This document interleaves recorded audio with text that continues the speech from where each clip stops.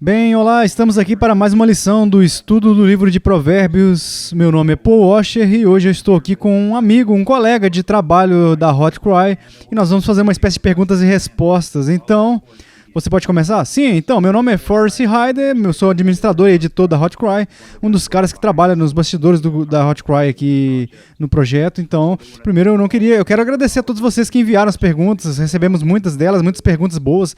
Passei bastante tempo lendo todas elas, classificando, e então, finalmente, eu selecionei algumas. Esperamos chegar hoje para que nós possamos sim, seguir em frente. E, bem, irmão Paul, você pode começar orando? Claro. Pai, obrigado por este dia. Obrigado pela graça que foi dada para nós neste dia. Obrigado pelo seu filho, por tudo que ele passou e significa para nós, por tudo que ele é, tudo que ele fez por nós. Bem, eu oro para que hoje o Senhor use essas perguntas e respostas que nos foi dadas pelos ouvintes e nos conceda graça. Senhor, usa isso, use as respostas, as perguntas, ajude o seu povo, especialmente os jovens, Pai, para eles crescerem no conhecimento e na sabedoria de Cristo. Então, Pai, não temos esperança em nós mesmos, mas temos esperança na sua misericórdia. Em nome de Jesus. Amém. Amém. Então, irmão Paul, vou começar aqui combinando as primeiras perguntas, elas são mais práticas e falam a respeito dessas séries de estudos em particular.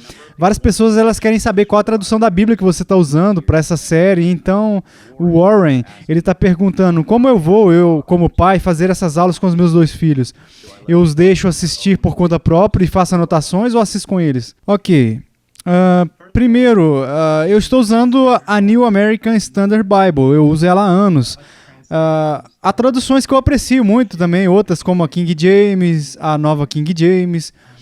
Eu a uso porque é uma das traduções assim, mais literais que existem. E os próprios tradutores, eles têm um ótimo respeito pelas escrituras e temem a Deus de uma maneira que eles buscam dar assim apenas aquilo que de fato é encontrado no texto original, e é por isso que eu uso essa versão. Mas deixa eu dizer que existem outras traduções boas. Eu sei que muitos de vocês usam o padrão em inglês, a versão padrão em inglês, muitos usam a King James, a nova King James, e eu aprecio isso.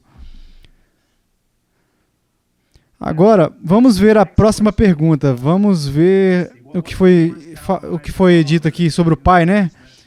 Com as aulas com os dois filhos, certo? Então, se eu deixo eles assistirem sozinhos, se eu tomo notas e assisto com eles, enfim, olha, cada família é diferente em cada relacionamento entre pai e filha, enfim, é diferente. Uma coisa que eu faria seria sentar e conversar com eles.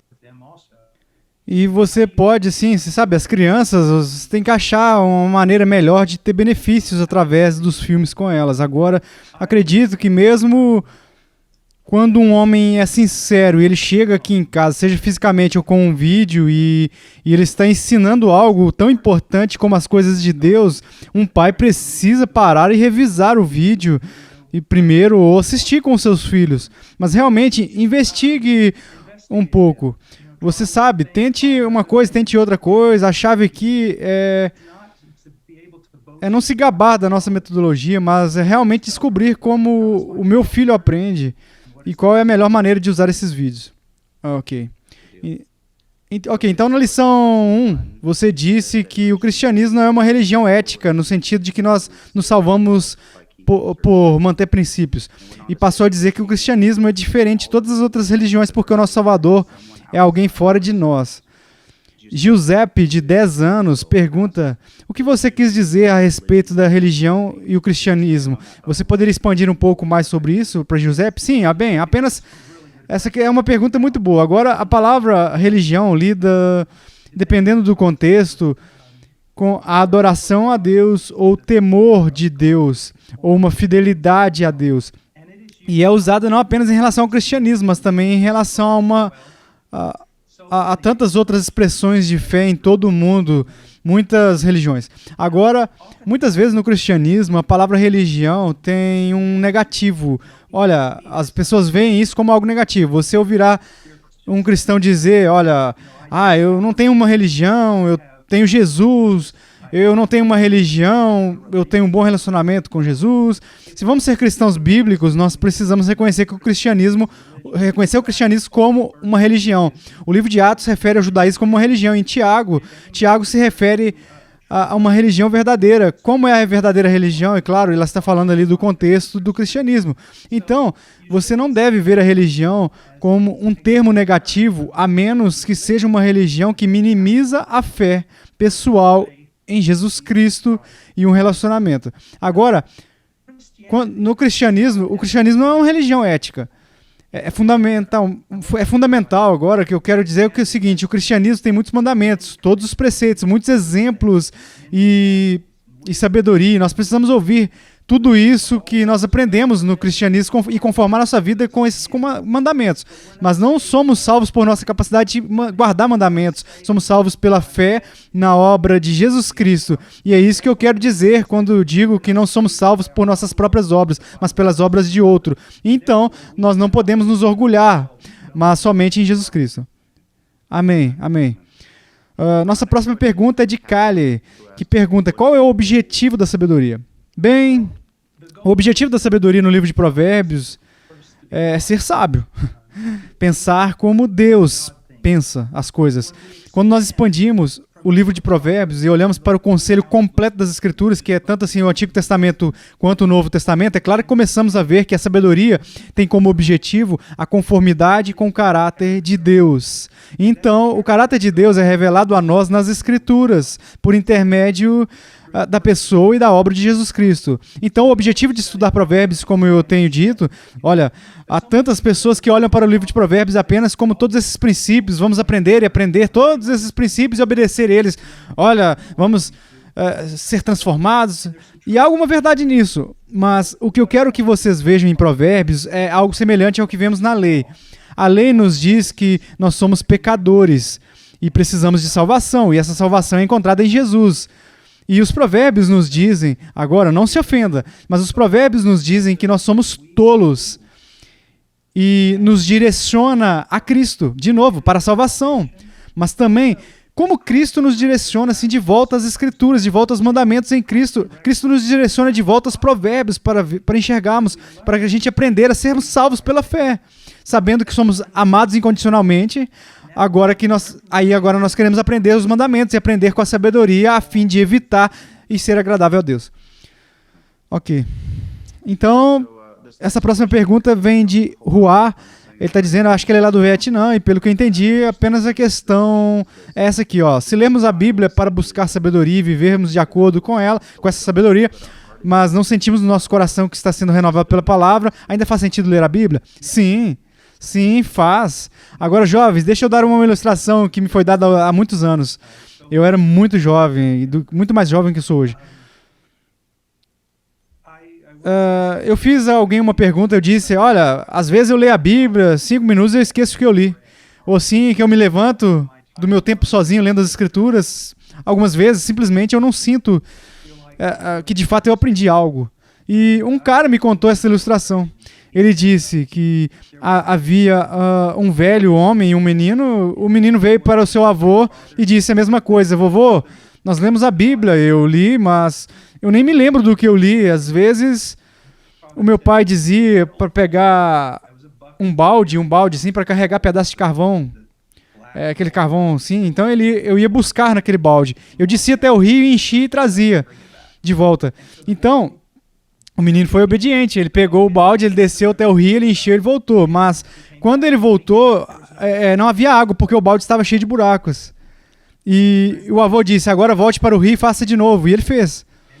E ele fez isso uma terceira vez. E finalmente o menino disse ao avô, avô, isso é inútil. Olha, não tem água no balde. Ele disse, sim, mas olhando para dentro do balde, o balde está limpo. E é assim que tem sido comigo. Eu acho que sim. Mesmo agora, como um homem mais velho, às vezes eu me sento para ler as Escrituras e depois de cerca de meia hora, não me parece assim, que houve uma grande mudança ou algo positivo está assim para acontecer. Mas eu sei que ao longo dos anos, a minha mente foi transformada pela dedicação às Escrituras. E eu sei que mesmo no dia assim, que parece que eu tenho um poder maior assim para caminhar com Deus, simplesmente é porque eu entrei nas Escrituras. É verdade. Bem, então eu vou combinar aqui duas perguntas aqui, elas estão relacionadas. Então a primeira é de Ji Lee. Ela tem apenas 6 anos e ela pergunta o que significa sabedoria. E então Josué pergunta qual é a diferença entre conhecimento, sabedoria e compreensão. Então você pode dar uma definição bíblica de sabedoria para as crianças de 6, 7 anos que estão assistindo e em seguida distinguir entre os conceitos de sabedoria, conhecimento e compreensão? Bem, eu vou ser honesto, me parece muito bom para essas crianças de 6, 7 anos, eles estão se tornando teólogos muito bons. São perguntas que você faria às vezes sim em uma aula do seminário. Antes de tudo, a sabedoria expressa no livro de Provérbios é muito importante. Às vezes as pessoas elas consideram os provérbios como regras rígidas e rápidas. Se eu fizer isso, eu vou viver até os 90 anos, eu nunca serei machucado. E provérbios está apenas assim, por favor, lembre-se o que eu disse várias vezes. Imagine um homem velho sentado, ele está sentado em um banco por 100 anos. E ele está apenas observando as pessoas enquanto elas fazem as coisas. E ele enxerga que cada pessoa que é mentirosa e não é fiel sofre consequências ruins, mas mais consequências ruins do que alguém que é verdadeiro. Alguém que é uma criança obediente aos pais parece prosperar, como regra geral, muito mais assim do que alguém que é desobediente e rebelde. Então, essas são generalizações dos sábios, pois parece assim em todo mundo. Mas agora, o que separa provérbios de todo o resto é que esses provérbios também são inspirados por Deus.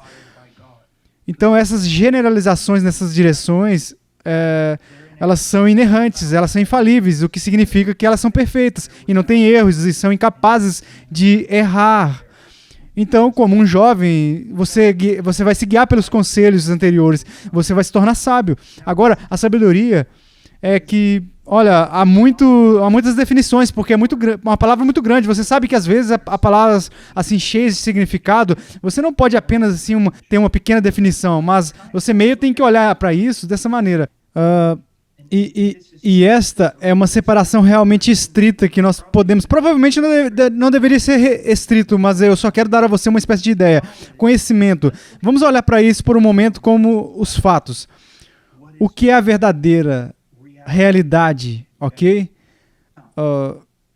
Você pode ter conhecimento a respeito de algo e saber que é verdade, mas não entende realmente como funciona. Por exemplo, eu tenho conhecimento do fato que se eu ligar um interruptor na luz, como as luzes elas vão se acender, assim, mas eu não tenho compreensão disso como um eletricista faria. Um amigo meu na nossa igreja, ele é um eletricista, entende tudo sobre isso. Agora, então, a sabedoria, em certo sentido, é a habilidade de pegar o que você sabe e o que você entende e você coloca em prática. Agora, tendo dito isso, eu quero ser muito cuidadoso. Muitas vezes esses termos podem ser usados como sinônimos, o que significa que, olha, ele diz sabedoria se referindo a algo e depois chama a mesma coisa de compreensão, e chama a mesma coisa de conhecimento. Então, não queremos ter essas regras rígidas e rápidas sobre cada palavra específica. Não é a maneira de entender as nossas próprias linguagens modernas e não é a maneira que devemos entender hebraico ou grego. Mas acho que o que eu disse a você será útil. Conhecimento é conhecimento dos fatos. Olha, a realidade é a realidade da verdade. Então, o entendimento é como isso funciona, o que está acontecendo. Então, a sabedoria é ser capaz de pegar isso e realmente viver de acordo com tudo isso. Sim, isso é ótimo. Ok, Harry, ele tem 14 anos, ele tem assistido nas nossas lições fielmente, falou sobre querer mais intimidade com Deus, e ele tem uma questão um pouco mais pessoal, mas eu pensei que sim, que seria útil para jovens como ele que estão assistindo essa série e querem estudar, aprender e crescer, mas estão vivendo um contexto difícil. Então a pergunta dele é, que conselho você me daria ou daria a um jovem adolescente com um filho de família não convertida? Essa é uma boa pergunta e há tantos que são como... Se fosse assim um adolescente, eu ensino muito os estudantes universitários, alguns estudantes universitários que se tornaram cristãos e foram para a faculdade, para casa no verão, e os pais não eram crentes. E a mesma coisa eu digo a todos eles, é isso. É o seguinte, de novo, obediência às escrituras. Muitas vezes, quando alguém se converte e é jovem, e os pais não são crentes, eles podem entrar em um tipo de orgulho espiritual. Você sabe, eu sou cristão, minha família não é cristã, nós estamos sempre pregando para eles, estamos sempre dizendo a eles onde eles estão errados e onde eles devem mudar e todas as coisas diferentes, e na maior parte sempre meio que explode na nossa cara. Eles ficam bravos e amargurados. O que nós devemos fazer é simplesmente viver a obediência aos nossos pais. Devemos honrar nossa mãe, nosso pai. A vida cristã deve ser honrar o pai e a mãe muito mais do que antes agora. Antes de você se tornar um cristão, você acha que os seus pais não são cristãos? Isso não importa. A Bíblia diz que você deve amar os seus inimigos muito mais. Muito mais você deve amar os seus pais, que na maioria dos casos amam profundamente os seus filhos, mesmo pais descrentes. Então, você tem que honrar eles, você tem que ser capaz de honrar eles, obedecer eles, tem que estar completamente obediente a eles. E realmente, assim, submetendo a sua vida a eles. Agora, quando eu digo, as pessoas sempre vão responder: o que você está me dizendo é para me submeter ao meu pai e minha mãe? E se meu pai me disser para eu explodir o Empire State Building? Ou uma casa? Mas quando foi a última vez que eles te pediram para fazer isso? E esse não é o problema na sua casa, o problema é que eles querem que você limpe o seu quarto. Cresça na sua submissão aos seus pais, cresça no seu desejo de honrar eles e obedecer a eles, e vá para fora do seu caminho para servir eles. E isso é o que você deve fazer. E escute, se você quer ir à igreja 3 vezes por semana e seus pais dizem que não, você pode ir 2 vezes e depois você obedece seus pais. E depois eles dizem: bem, os mandamentos de Deus. Bem, os mandamentos de Deus. Não diz para ir 3 vezes por semana? E para o grupo de jovens fazer outras coisas. Obedeça aos seus pais. Vá para a igreja. Faça tudo isso, mas também não tente fazer mais e mais, cada vez mais fora do foco. Entrando assim na sua casa e demonstrando assim, com submissão e respeito aos seus pais e seus irmãos e irmãs. Quando seus pais começarem a enxergar você honrando eles, obedecendo eles, quando eles começarem a ver você crescer debaixo dos cuidados deles para os seus irmãos e irmãs, eles vão começar a fazer perguntas: o que está acontecendo com meu filho? Mas se eles enxergarem uma criança rebelde que está apenas citando as escrituras, eles vão dizer: olha, meu filho ele se tornou parte assim de algum grupo religioso e isso é tudo. Então é uma vida transformada e que diz assim que é uma grande demonstração de uma vida transformada e amor. Sim, bem, é um bom conselho. Ok, a próxima pergunta é do Seb, um homem de 23 anos lá da África do Sul. Ele pergunta sobre discrição. Então, na lição 5, quando você ensinou nos versículos 4 e 5 de Provérbios 1, você disse que a discrição é a capacidade de escolher o caminho certo em qualquer situação. Então, Seb tem uma boa oportunidade de começar a carreira dele, mas também está sentindo assim, a vontade de crescer mais um pouco e deseja pregar também. Então, ele faz uma pergunta em 2 partes. Como alguém pode usar a discrição para medir ali o desejo do coração e como alguém se protege contra a indecisão? Ok. Bem, requer um pequeno tipo de resposta, assim, de vários ângulos diferentes. Vamos fazer isso o mais curto possível. Primeiro, antes de tudo, todos os desejos do nosso coração podem ser uma espécie de bússola. Deixa eu dar um exemplo. Eu desejei seguir para o Peru como missionário, e quando eu saí do Peru, eu tinha muita vontade de voltar e fundar um ministério que seria mais valioso e afetaria mais vidas. Então, um homem, uma mulher ou um jovem que está renovando a sua mente na palavra de Deus, os seus desejos podem ser um indicador, mas se lembre de que é um indicador subordinado. O que eu quero dizer? É algo muito, muito secundário. Nós guiamos as nossas vidas pela palavra de Deus e pelo que a palavra de Deus nos diz com relação ao propósito de Deus. Agora, deixa eu dar um exemplo. Digamos que você está em uma igreja e você, assim, bem rápido, de novo, aqui é onde nós aplicamos a sabedoria e ajudamos vocês. Digamos que você é um crente, você tem 2 anos que você se converteu, recentemente você está crescendo e você tem um trabalho aí que te sustenta, você tira seu salário e você realmente está perto de bons crentes e de repente você recebe uma oferta de um trabalho novo a 1000 milhas de onde você vive, onde dificilmente haverá qualquer cristão para você ter um relacionamento, onde será um trabalho que vai exigir coisas de você que podem ser um pouco diferentes. Coisas assim, não necessariamente más, mas coisas assim um tanto duvidosas, um pouco escuras, coisas assim. Agora, não há nenhum lugar na Bíblia onde diz que você não deve viajar para muitos quilômetros longe e aceitar esse emprego. Mas há muitos princípios que podem te ajudar a discernir. Que esse pode não ser o momento. Bem, eu vou, há uma testemunha, sim, mas a Bíblia diz que você é um crente novo e você precisa ter cuidado. E não há nenhuma igreja lá onde você está indo para você ter comunhão. E vai ter que realmente andar na linha, no compromisso, na devoção. E isso é exigido de alguém que é mais maduro do que você, entende? Então você apenas começa a olhar para todos os princípios nas Escrituras e o propósito que é maior. Os maiores propósitos de Deus na sua vida não é que você se mova mil milhas de distância para ficar dando uma volta assim. Eu conheci pessoas que receberam ofertas de emprego para ganhar o dobro. Aquele caso da Laurie, eles não aceitaram porque não conseguiram encontrar uma boa igreja, porque sentiram que, assim, como onde eles estavam naquela época, eles estavam sendo usados por Deus e elas são pessoas profissionais. Então, uma das coisas que você... Olha, quando as pessoas são forçadas a tomar uma decisão, aqui está o que elas fazem muitas vezes. Elas simplesmente abrem a Bíblia e elas tentam encontrar uma resposta. Às vezes elas abrem a Bíblia assim, tipo Dune, mas na maior parte elas vão começar a procurar.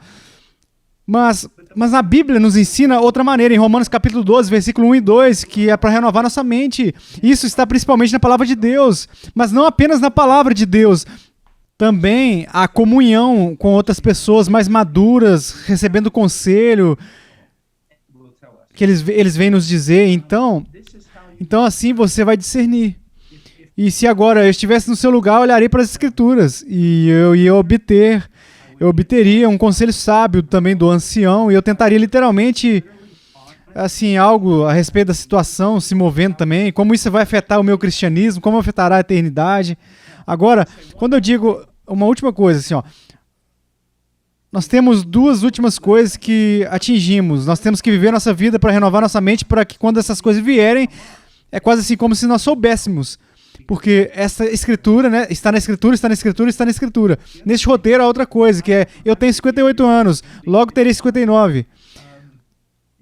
Eu ficaria muito surpreso com o quanto eu dependo do conselho de outras pessoas. O conselho da minha esposa, o conselho dos meus colegas de trabalho, o conselho dos presbíteros na nossa igreja, outras pessoas. Deixa eu dar um exemplo. Outro dia eu tive que tomar uma decisão financeira. Chamei um irmão em Cristo meu amigo. Era cerca de 3 horas. O que você pensa sobre isso? Forrest, eu acho que eu sou 2 vezes mais velho do que ele. Esse rapaz aqui sentado aqui ao meu lado. E já houve momentos que eu falei, Forrest, o que você acha disso? Você entende agora? Agora, não fique pedindo conselhos tolos para as pessoas, mas olhe para algumas pessoas e veja a ordem na vida delas, a piedade. Então, diga, você sabe, mesmo se houver assim, uma pequena página, você tem que checar, ok? Sim, muito bom. Ok, então a próxima questão é a respeito do temor do Senhor. Você falou muito sobre esse assunto nas lições 9 até a 12, então João pergunta isso. Algumas pessoas pensam que temendo ao Senhor e amando o Senhor são 2 coisas diferentes, que não combinam. Como você explica esse relacionamento? Ele é mais importante que nós temamos o Senhor ou amemos o Senhor, ou que deveria ser enfatizado mais especialmente para os jovens?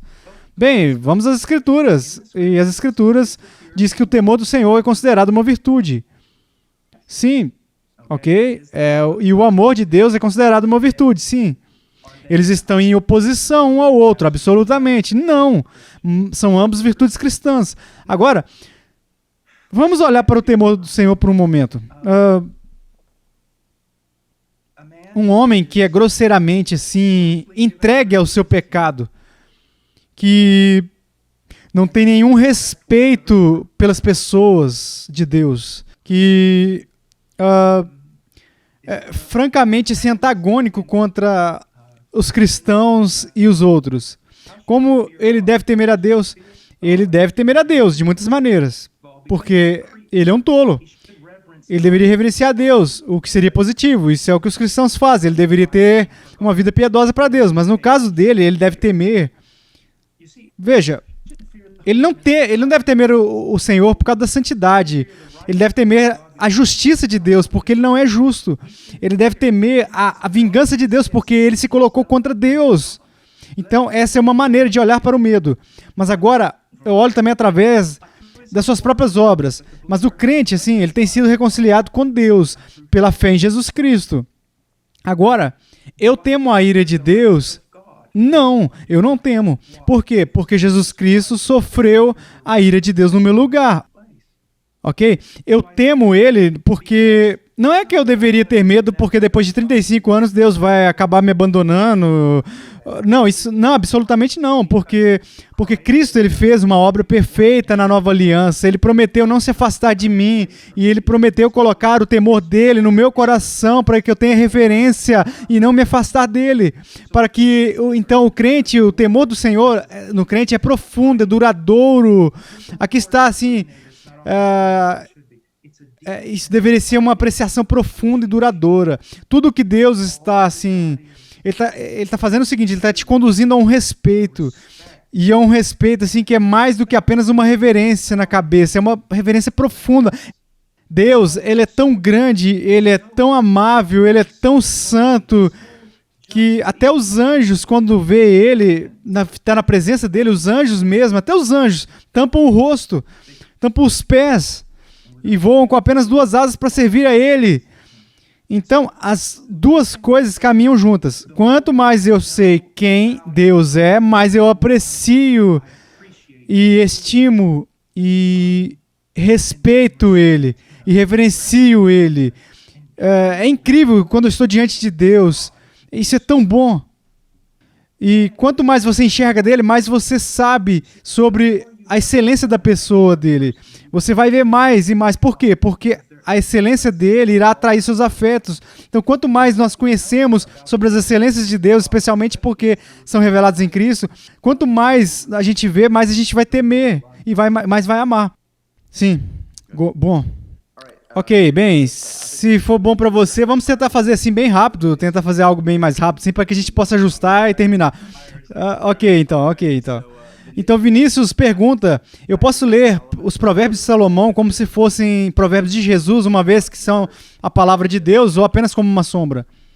Qual que é a última parte? Apenas como uma sombra? Sim, eu posso ler como se fosse provérbios de Jesus, ou apenas como uma sombra.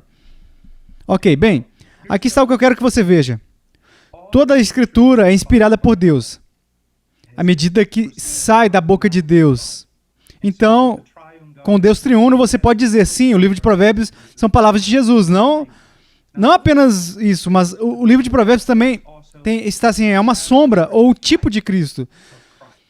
Seja o que for que você leu sobre sabedoria, especialmente em Provérbios 8, ela está falando diretamente a respeito de Cristo. Está dando a você uma sombra de Cristo, muito mais além de qualquer coisa que você vai ver em diante. Então, sim, olhe para eles como as palavras de Deus. Porque Paulo diz que há uma igreja em Tessalônica que são palavras assim, toda a palavra de Deus são como palavras de Cristo, mas também, perceba isso, que as escrituras são inspiradas e cada palavra é verdadeira, como prata purificada, entende, ok? Mas isso não significa que os autores eram robôs mecânicos, ok? Na interpretação do livro de Provérbios, nós precisamos levar em consideração o contexto no qual ali é a linguagem, por exemplo, que a história também, quem está falando, com quem aquela pessoa está falando. Então, olha, sim, as palavras de Deus são os provérbios que são palavras de sabedoria de Salomão, mas também são palavras para o velho ou antigo Israel. Então, mantém ambas as coisas em atenção. Sim. Ok. Vivi e Mike, eles têm idades 9 e 6 anos respectivamente, e eles perguntam como nós podemos querer ler mais nossas Bíblias. Às vezes, quando temos tempo de leitura Bíblia em família, não ficamos muito animados sobre isso, é tão ruim. Bem, vamos colocar da seguinte maneira. Eu, às vezes, também não fico muito animado e me sinto mal.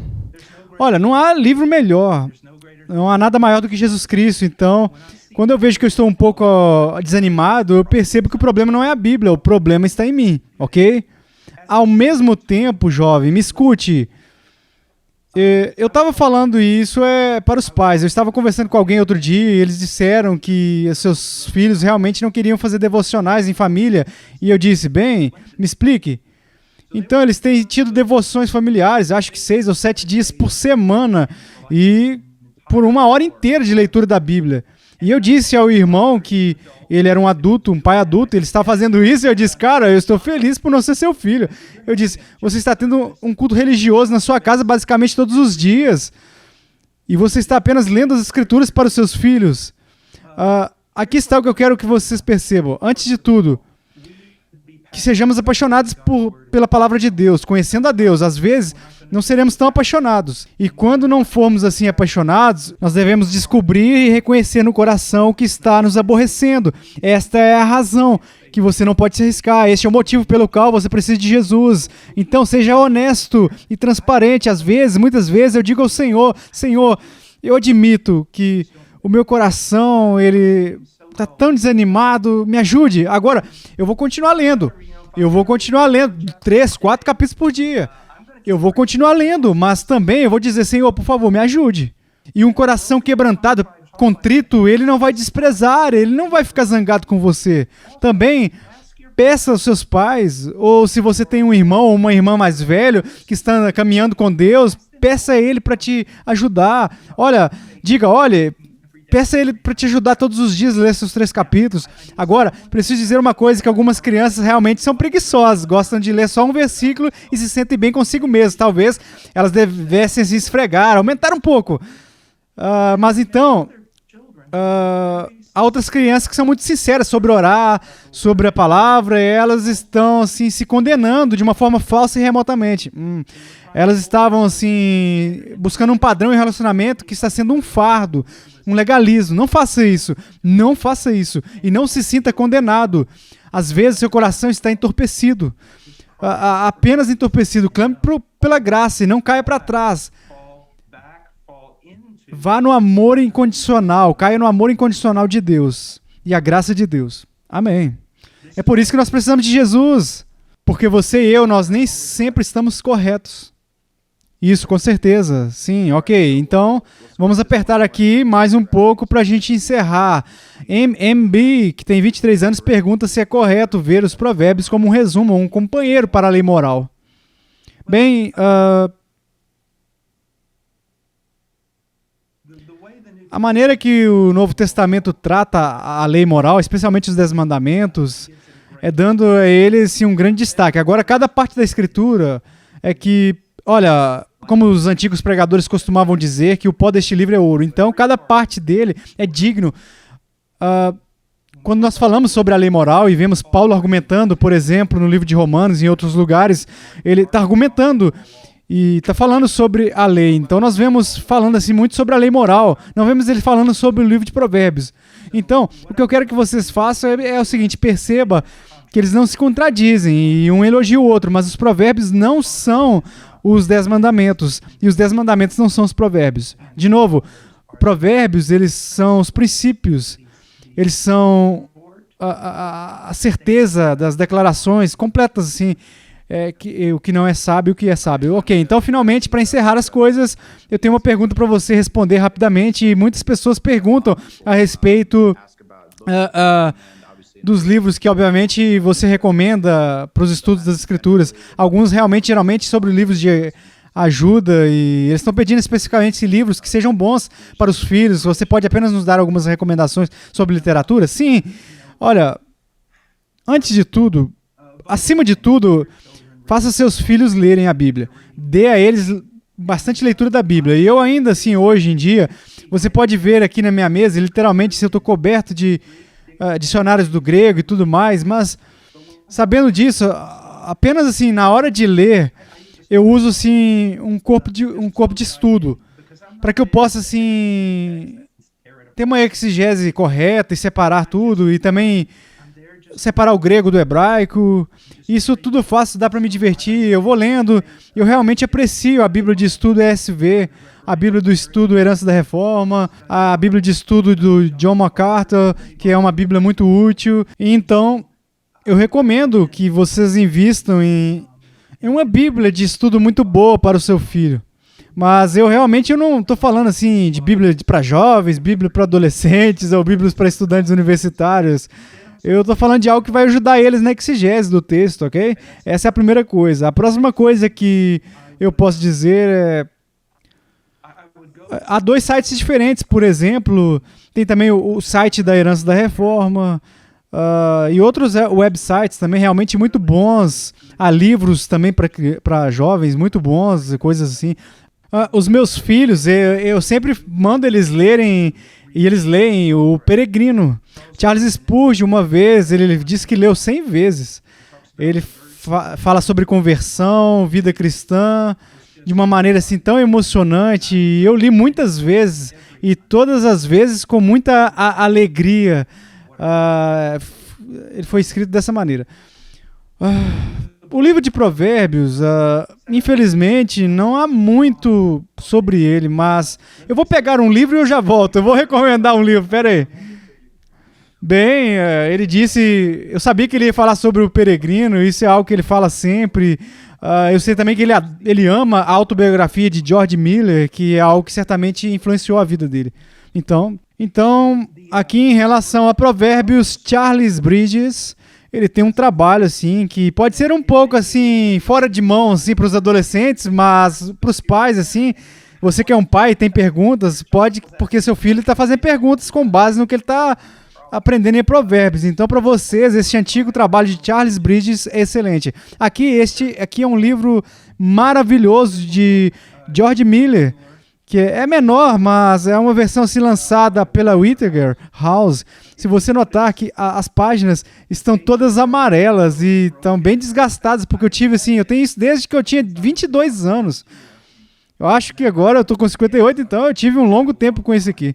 E ele fica na minha mesa, porque George Miller disse que realmente assim, não tinha o dom da fé. Eu acredito nele. Foi um homem que acreditou em Deus. E este é um excelente livro, excelente autobiografia de George Miller.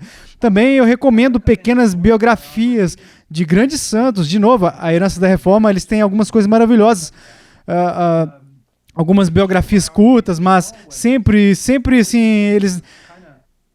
As crianças, me escutem, pais, me escutem. Quando nós lemos biografias dos grandes santos, muitas vezes contém principalmente assim, todas as grandes coisas que eles fizeram. E então fala muito sobre as falhas deles. Mas não há ninguém grande exceto Jesus Cristo. Mesmo os missionários mais maravilhosos e as mulheres assim de fé e teólogos retratados como Charles Spurgeon, todos eles eram apenas homens e mulheres que precisavam ser salvos por Deus. Então não julgue você mesmo por alguma biografia que você está lendo. Ok, demoramos um pouco, o que eu já esperava, então eu só pensei assim que seria importante tentar obter o máximo de perguntas que pudéssemos. Então, obrigado, irmão Paul, obrigado a todos que assistiram e fizeram perguntas. Espero que dessa vez tenha sido útil. Lamento se não conseguimos responder a sua pergunta em particular. Faremos mais dessas lições de perguntas e respostas periodicamente, conforme progredimos através das lições de Provérbios. Portanto, continue enviando elas, continue enviando perguntas dos filhos, e isso é incrível. Nós amamos ver as perguntas de vocês, dos filhos, como eles enxergam tudo isso, possamos responder. Então, se lembre de que estamos procurando perguntas que pertencem ao texto que estamos vendo. Então, algo assim nessa lição. Mas, obrigado de novo. E, irmão Paul, você tem as palavras finais? Sim. Por favor, nos deixe saber. Olha, se você deseja que façamos mais perguntas e respostas e outras coisas, nos deixe saber. E fique com o livro de Provérbios, mas se você é uma criança, você tem apenas assim uma pergunta urgente a respeito de outra coisa, fora do script, por favor, nos deixe saber. Outra coisa, assim, as crianças sempre deixem seus pais saberem se vocês estão assistindo um vídeo aqui da Hot Cry. Se certifiquem, pais, do que eles estão assistindo, porque os pais têm que supervisionar e leve isso a sério. Olha, seja responsável ao longo do dia, julgue as coisas para os seus filhos. Olha, você sabe você tem que saber o que está entrando dentro da sua casa. Revise cuidadosamente. Sim, amém. Obrigado a todos e Deus abençoe. Bye, bye, tchau.